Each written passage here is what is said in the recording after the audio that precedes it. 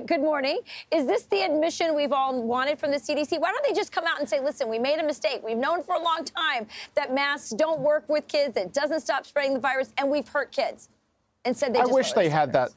Look, I agree with you. I wish they had that level of humility. People are hungry for honesty right now. And what we're starting to see is data on just how catastrophic the entire 2 years of restrictions are on children who bore the highest burden of restrictions, even though they're the absolute lowest risk. And some of that data is now showing that kids are not able to hit a basic vocabulary milestone in speech development. That is a 50-word vocabulary by age 2. So the CDC is quietly moving to say they have an extra half year to hit that speech milestone. It's ironic that they're acknowledging this quietly. At the same time, they insist that every kid 2 years and above continue to wear masks today in the United States, regardless of any other factor.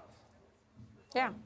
And in Europe and all many other countries, kids were never wearing masks the way they were here in America. I'll tell you, just as from a personal point of view, my daughter, who has Downs, went to speech therapy, and the poor therapist, it wasn't her fault, was wearing a mask. I'm like, she has Down syndrome, and she's, struggling to take the speech therapy class, and, you're wearing a mask. It makes no sense. Of course, she was having to follow the regulations, and I felt like I was wasting my baby's time, my time, the speech pathologist's time. But speech pathologists have been telling us this for a long time. You've also been talking, Dr. Makary, about the psychological impact on children. You've been one of the ones to come out very early and say that lots of doctors have told you they're worried about the same thing, but they're afraid to say it out loud. Why are doctors afraid to talk about what masks have done to kids psychologically?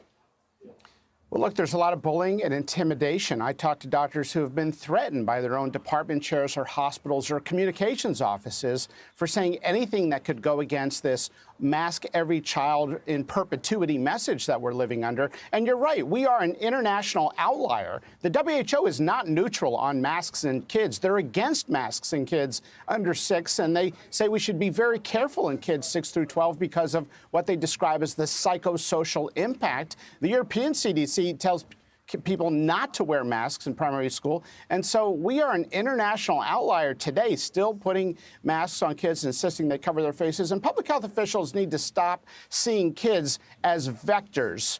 They are not vectors. They are human beings that need to hit developmental milestone, and they need to make the human connection. Amen to that. Dr. Makary, one of the things I've been most disappointed with during this pandemic has been the cowardice of so many people in the medical community, especially doctors who knew better from very early on. You are not a coward. You've been very brave, and we thank you for that. Thanks, Rachel.